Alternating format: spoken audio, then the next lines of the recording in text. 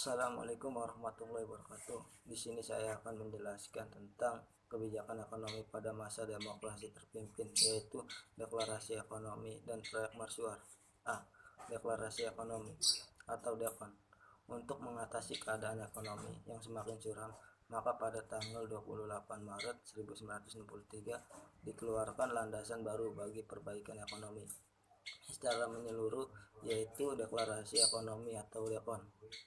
Tujuan dibentuk DEKON adalah untuk menciptakan ekonomi yang bersifat nasional, demokratis, dan bebas dari imperialisme untuk mencapai tahap ekonomi sosialis Indonesia dengan cara terpimpin.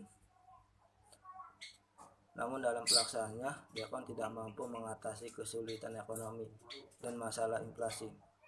Ekonomi justru mengakibatkan stagnasi bagi perekonomian Indonesia. Struktur ekonomi Indonesia menjurus pada sistem statisme. Akibatnya defisit dari tahun ke tahun semakin meningkat menjadi 40 kali lipat. Defisit yang semakin meningkat tersebut dengan pencetakan uang baru tanpa perhitungan yang matang, sehingga menambah berat beban inflasi.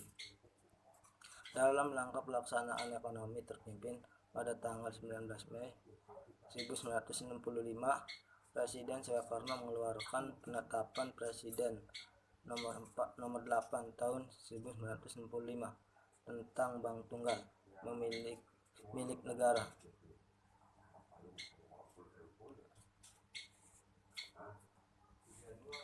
B. Proyek mercusuar.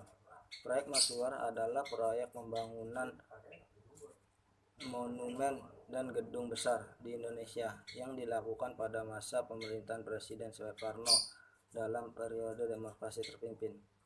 Dilakukannya proyek mercusuar ini adalah untuk menunjukkan kemajuan Indonesia ke dunia. Namun pembangunan ini hanya mengejar gengsi saja dan tidak efektif sebagai kebijakan diplomasi. Malah proyek ini menghabiskan banyak anggaran negara.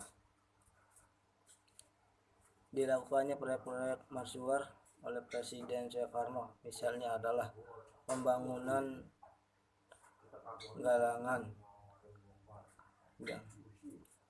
olahraga Senayan untuk penyelenggaraan Asian Games, pembangunan Monas, Monumen Nasional, pembangunan monumen patung Digantara, patung Pancoran, pembangunan monumen patung Selamat Datang. Pembangunan besar-besaran proyek mercusuar ini membuat beban anggaran yang sangat berat. Proyek ini membuat kondisi ekonomi semakin berat karena tidak mengatasi kebutuhan mendasar rakyat yang memerlukan infrastruktur dan sarana perekonomian seperti jalan dan pasar. Akibatnya terjadi krisis ekonomi di masa demokrasi terpimpin. Kebutuhan sehari-hari seperti minyak goreng sulit didapatkan. Kondisi krisis ini memudarkan kepercayaan rakyat terhadap Presiden Soekarno.